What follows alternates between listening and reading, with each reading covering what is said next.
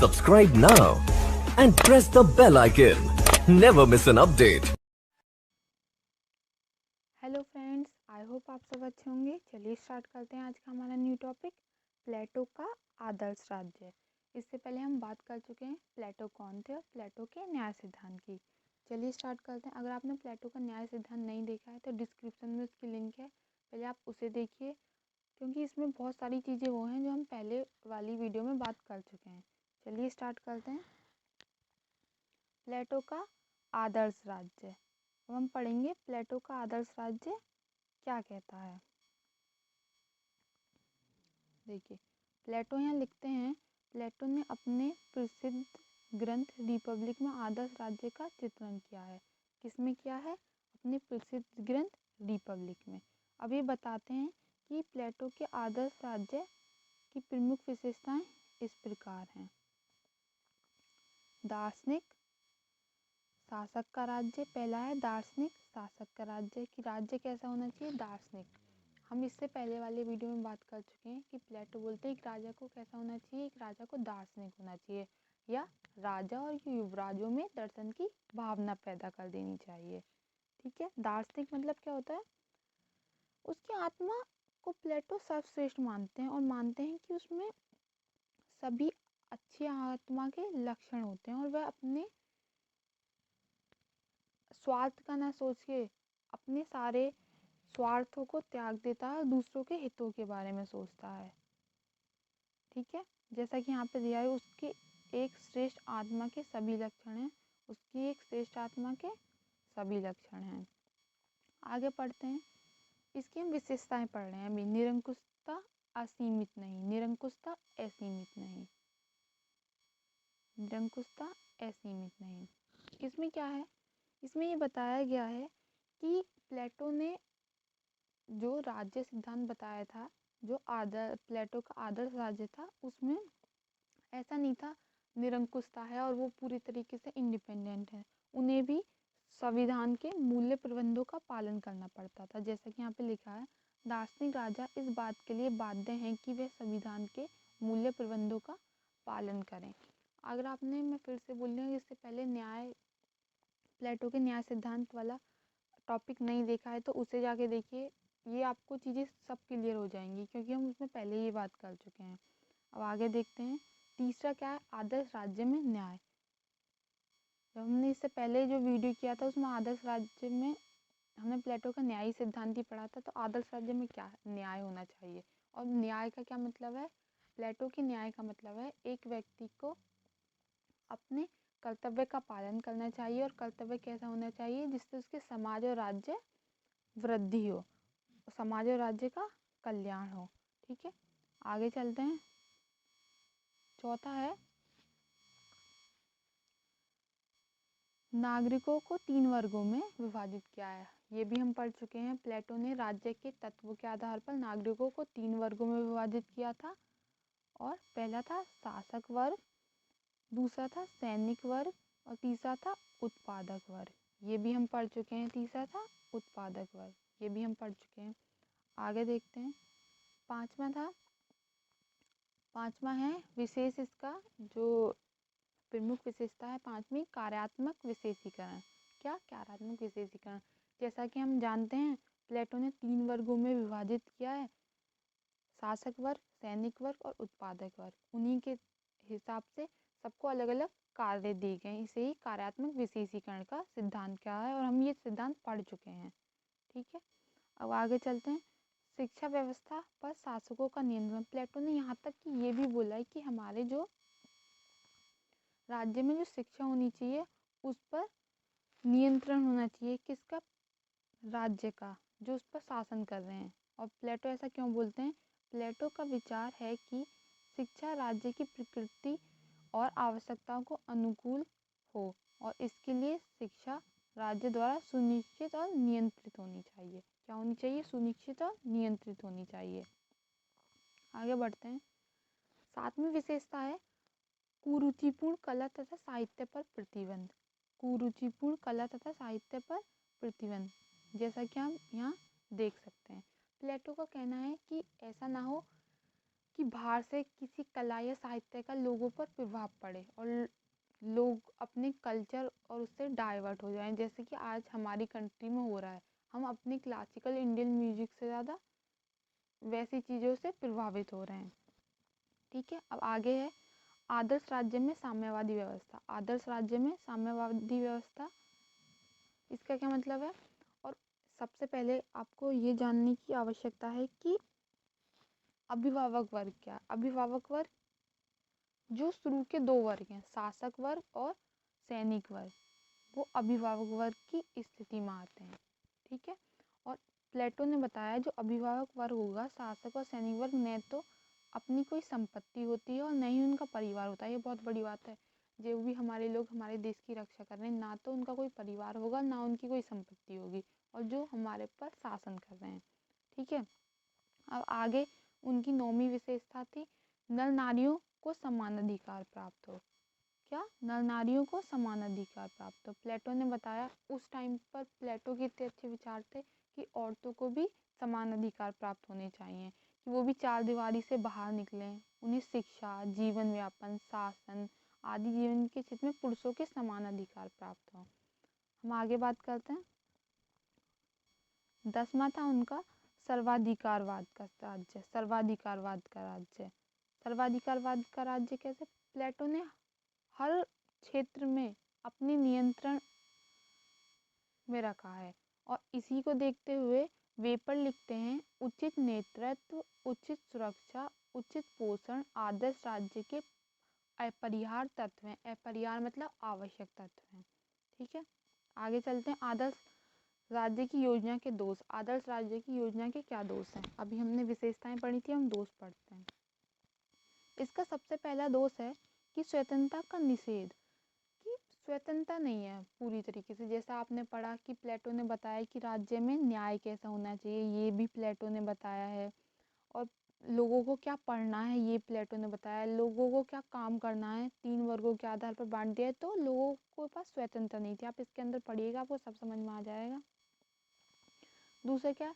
कार्यात्मक विशेषीकरण की पद्धति, ये भी हम पढ़ चुके हैं। कार्यात्मक विशेषीकरण की पद्धति, जैसा कि 3 वर्गों में प्लेटो ने विभाजित किया राज्यों के तत्वों के आधार पर, शासक वर्ग, सैनिक वर्ग, उत्पादक वर्ग। और इन्हीं के रूप में प्लेटो चाहते हैं कि लोग अपने कार्य का निर्वहन करें। जब ये साधारण रूप में ऐसा संभव नहीं है, आज के टाइम में आप इस चीज़ को लागू नहीं कर सकते। एक व्यक्ति किसान भी है तो वो एक व्यक्ति दुकान भी कर रहा है। अगर एक व्यक्ति के परिवार में कोई शासक वर्ग में है, कोई सैनिक वर्ग में है, तो वो व्यक्ति खेती भी कर रहा है। ठीक है, तो आज के टाइम में ये डेफिनेशन लागू नहीं होती है, इसलिए इसकी आलोचना की गई है। आगे चलते हैं। व्यक्ति और राज्य की समानता को अत्यधिक महत्व। व्यक्ति और राज्य की समानता को अत्यधिक महत्व, जैसा कि राज्य के 4 तत्वों के आधार पर व्यक्तियों को 3 वर्गों में बांट देना, ये अव्यावहारिक है। आगे चलते हैं। इनका चौथा जो गुण है, उत्पादक वर्ग की नितांत उपेक्षा। उत्पादक वर्ग की नितांत उपेक्षा।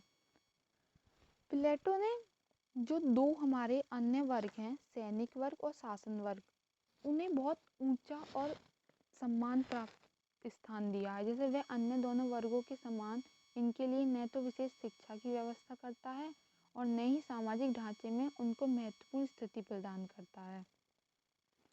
आगे चलते हैं। ऐसे ही शासक वर्ग की निरंकुश सत्ता, जैसा कि हम बात कर चुके हैं, प्लेटो ने बताया है कि शासक वर्ग को कैसा होना चाहिए, दार्शनिक होना चाहिए। प्लेटो सिर्फ दार्शनिक को ही एक उचित शासक मानते हैं। अगर सिर्फ दार्शनिक ही शासक बनेंगे और किसी और को शासन सत्ता कभी मिलेगी नहीं, तो इनमें क्या आ जाएगी, भ्रष्टता, और इनमें कहीं ना कहीं ये चाहे इनमें कितना भी विवेक हो, ये अनियंत्रित शक्ति आ जाने पर लोगों के दोष आ ही जाता है। बोलते हैं ना, जैसा हम पहले वाली वीडियो में बात कर चुके हैं, असीमित शक्ति आने पर लोग भ्रष्ट हो जाते हैं, बिल्कुल उसी तरीके से। छठा हम बात करेंगे, शासन के लिए आवश्यक तत्वों की उपेक्षा। शासन के लिए आवश्यक तत्वों की उपेक्षा की गई है। कैसे? यहाँ पर अपराधियों को दंड देने की व्यवस्था का कोई वर्णन नहीं किया गया है। मैं सिर्फ इसमें वो ही पढ़ा रही हूँ जो जो इम्पोर्टेंट है। आप जब PDF के थ्रू पढ़ेंगे आप सारा पढ़िएगा, और वो हाईलाइट कर लीजिएगा जो इम्पोर्टेंट है, ठीक है। इन्होंने नहीं बताया है कि अपराधियों को दंड किस तरीके से देना चाहिए और किस व्यवस्था के अंतर्गत देना चाहिए। आगे पढ़ते हैं, दास प्रथा के संबंध में मौन। दास प्रथा के संबंध में मौन, उस टाइम पर दास प्रथा चलती थी, लोग दासों को खरीद लेते थे। तो प्लेटो ने दास प्रथा के बारे में कुछ नहीं कहा, उनकी प्लेटो ने इसे अपनी मौन स्वीकृति प्रदान कर दी और ये माना जाता है कि प्लेटो ने इसे अपनी स्वीकृति मौन स्वीकृति प्रदान कर दी है। अब आगे हम अरस्तु की आलोचना पढ़ेंगे, और अरस्तु कौन थे? प्लेटो के शिष्य थे, और इन्होंने भी पॉलिटिक्स, अरस्तु की बुक क्या है? पॉलिटिक्स, बहुत इंपॉर्टेंट है, इसे ध्यान रखिएगा। इन्होंने भी आलोचना की, और इन्होंने क्या आलोचना की है कि प्लेटो की साम्यवादी योजना मानवीय प्रकृति के मूल सिद्धांतों के विरुद्ध है। कि जैसे कि प्लेटो बोलते सैनिक वर्ग का कोई परिवार नहीं होना चाहिए, कोई उसके पास प्रॉपर्टी नहीं होनी चाहिए, और ऐसा ही शासक वर्ग का। तो ये प्रकृति के मूल सिद्धांतों के खिलाफ है। एक मानव का सबसे पहला अपना हक होता है कि वो जैसा चाहे वैसा जीवन यापन कर सकता है, पर प्लेटो बोलते हैं कि उसका तो कोई घर परिवार ही नहीं होना चाहिए, ठीक है। आगे पढ़ते हैं, प्लेटो के राज्य में पूर्णतः एकता का विचार राज्य के लिए विनाशकारक है, क्योंकि राज्य की प्रकृति का मूल तत्व बहुलता है, और हम तो जानते हैं हमारा भारत बहुलता से ही घिरा हुआ है। अब आगे देखते हैं, प्लेटो अपने आदर्श राज्य में निम्न वर्ग को बिल्कुल उपेक्षा करते हैं, जो कि राज्य की जनसंख्या का बहुत बड़ा भाग है, और प्लेटो की यह उपेक्षा समाज को दो परस्पर विरोधी वर्गों में विभाजित कर सकती है, बिल्कुल अमीरी और गरीबी के वर्ग में विभाजित कर सकती है, जो कि देश के लिए हानिकारक है। आगे चलते हैं, क्या प्लेटो का आदर्श राज्य काल्पनिक है? क्या प्लेटो का आदर्श राज्य काल्पनिक है? आदर्श राज्य की धारणा का महत्व, सबसे बड़ा जो दोष है वो यही है, प्लेटो के आदर्श राज्य सिद्धांत को काल्पनिक माना जाता है। यह माना जाता है कि प्लेटो स्वप्नदर्शिता है, और उनकी रिपब्लिक में वर्णित एक ऐसा ही स्वप्न लोक यह है कि ऐसा राज्य कहीं हो ही नहीं सकता कि जहाँ के शासक और सैनिक वर्ग और जहाँ लोगों पर नियंत्रण हो कि लोग क्या पढ़ेंगे, क्या साहित्य पढ़ेंगे, क्या कला और कैसे खेल खेलेंगे, हर तरह का नियंत्रण हो, ऐसा राज्य संभव ही नहीं है। इसी को आगे किंतु इसके बावजूद प्लेटो के आदर्श राज्य का मात्र काल्पनिक नहीं माना जा सकता। बारकर के अनुसार रिपब्लिक में राज्यों के रोग का निदान और उपचार दोनों केवल ही किन्हीं पहले से कल्पित दार्शनिक सिद्धांतों के आधार पर निश्चित नहीं किए गए हैं, वरन यूनानी जीवन के तथ्यों के आधार पर निर्धारित किए गए हैं। बारकर कहते हैं कि रिपब्लिक जो प्लेटो की बुक थी, जो उसमें रोग का निदान, राज्यों के रोग का निदान बताया गया, वो सिर्फ दार्शनिक के सिद्धांतों पर नहीं बताया गया है, वो जो यूनानी जीवन था, जैसा प्लेटो ने अपना जीवन व्यतीत किया है, वो उसके आधार पर बताया गया है, इसलिए माना जाता है कि ये पूर्ण तरह से काल्पनिक नहीं है। अब हम आगे पढ़ते हैं, और हम ये कैसे समझ सकते हैं कि हम प्रथम, रिपब्लिक वास्तविक परिस्थितियों पर आधारित है। रिपब्लिक की 8वीं तथा 9वीं पुस्तक तत्कालीन यूनान की शासक प्रणाली स्पार्टा वर्तन, जिससे हमें पता चलता है, प्लेटो लिखते हैं कि तत्काल काल में कैसी तंत्र चल रहा था, वर्ग तंत्र चल रहा था, कीर्ति तंत्र चल रहा था, और एथेंस में लोकतंत्र। ध्यान रखने वाली बात है, इतने टाइम पहले भी लोकतंत्र था, और कहाँ था? एथेंस में। और सिराक्यूज में निरंकुश शासन, ये बताता है। और प्लेटो ने लिखा है कि ये सभी शासन अच्छे नहीं थे, तो ये बताता है कि प्लेटो ने उस टाइम की आर्थिक व्यवस्था को देखते हुए अपना सिद्धांत लिखा था। अब हम आगे पढ़ते हैं, ये सब आप पढ़ लीजिएगा, इसमें ऐसा कुछ भी इम्पोर्टेंट नहीं है, ये मैं यहाँ से बताती हूँ, आप सब एक बार चीज़ देख लीजिएगा, पढ़ लीजिएगा। अपने आदर्श राज्य के संबंध में प्लेटो भली ही आदर्शवादी या चाहे कुछ कल्पनावादी रहे हों, किंतु उनका यह आदर्श ऐसा है जिसकी व्यवहारिक जीवन में पथ प्रदर्शन के लिए आवश्यकता होती है, और जिसका पश्चिम के राजनीतिक जीवन पर वस्तुतः गहरा प्रभाव पड़ा है। प्लेटो की रिपब्लिक ने 9वीं पुस्तक के अंत में लिखा है, मेरे विचार में पृथ्वी पर ऐसा नगर कहीं भी नहीं है। यहाँ तक कि प्लेटो ने खुद लिखा है अपनी रिपब्लिक की 9वीं पुस्तक में, प्लेटो खुद बोलते हैं कि मेरे विचार पर पृथ्वी पर ऐसा नगर कहीं भी नहीं है। इसका नमूना स्वर्गलोक में स्थित है। कहाँ पर? स्वर्गलोक में मिलेगा। इसी समय इसकी सत्ता है या नहीं, इन बातों का कुछ अंतर नहीं पड़ता। प्लेटो खुद मानता है कि जैसा उसने अपने आदर्श न्याय का सिद्धांत बताया है वैसा इस दुनिया में कहीं नहीं मिलेगा। ये कहाँ मिलेगा? इस पृथ्वी पर कहीं नहीं, दुनिया में नहीं, इस पृथ्वी पर कहीं ऐसा राज्य नहीं मिलेगा। ये कहाँ मिलेगा? ये सिर्फ स्वर्गलोक में है। प्लेटो की रचना है, प्लेटो की दो महत्वपूर्ण रचना हम पहले वीडियो में बात कर चुके हैं, स्टेट्समैन और पॉलिटिक्स और लॉज। स्टेट्समैन या पॉलिटिक्स बोलते हैं और लॉज। प्लेटो इसमें व्यवहारिक अपना ज्ञान देते हैं कि नहीं, क्या बोलते हैं प्लेटो कि यहाँ यथार्थवादी विचार के रूप में सामने आता है। यथार्थवादी विचार के रूप में मतलब रिपब्लिक और लॉज का सबसे प्रमुख अंतर यही है कि रिपब्लिक में प्लेटो साक्षात विवेक के प्रतिरूप दार्शनिक राज्यों को असीमित शासन प्रदान करता है।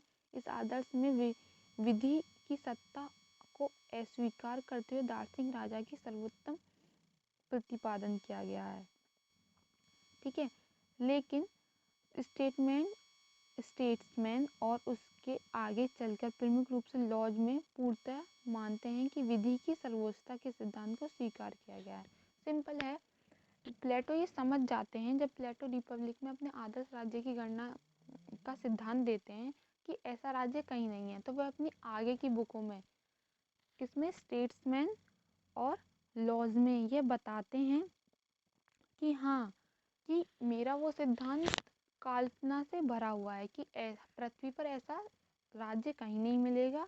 तो वो जितने भी सुधार हैं एक यथार्थवादी सिद्धांत द्वारा से प्रस्तुत करते हैं, जो कि उनकी बुक स्टेट्समैन और लॉज में होता है। ठीक है, चलिए आगे देखते हैं। आगे क्या है, ये यहाँ पर डेफिनेशन है, इतनी कोई इम्पोर्टेंट नहीं है, सिर्फ ऐसा ही। यहाँ प्लेटो का अंदाज और महत्व है। प्लेटो का अंदाज और महत्व सिर्फ यही बताया गया है कि प्लेटो के जो सिद्धांत दिया उसकी क्या विशेषताएं थी, जो कि आप पीछे पढ़ चुके हैं कि प्लेटो के सिद्धांत की क्या विशेषताएं, कि सर्वाधिकारवादी होता है। इसने ये भी बताया है कि एक शासक और को कैसा होना चाहिए। ये सब आप पढ़ लीजिएगा, मैंने बुक की सारी PDF के थ्रू दिया हुआ है। कि अब इम्पोर्टेंट क्या है यहाँ पर, सिर्फ ये कि सर थॉमस मूर की रचना यूटोपिया। सर थॉमस मूर की रचना क्या है? यूटोपिया, जो रिपब्लिक से प्रभाव है, जिसमें यहाँ बताया गया किस किस की बुकों में प्लेटो की बुक रिपब्लिक का गहरा प्रभाव पड़ा है। सिसरो की डी रिपब्लिका, ये ध्यान रखिएगा, इनके नाम याद रखिएगा। सिसरो की क्या है? D Republica. दांते की डी मोनार्किया। अगास्टाइन की रिपब्लिक। ठीक है, यही है सिर्फ, और नीचे ये सब आप पढ़ लीजिएगा, ये कोई ज़्यादा इम्पोर्टेंट नहीं है। आज के लिए सिर्फ इतना ही, आगे मिलते हैं। अगर आपको कुछ भी प्रॉब्लम है, कुछ समझ में नहीं आया तो कमेंट करिए।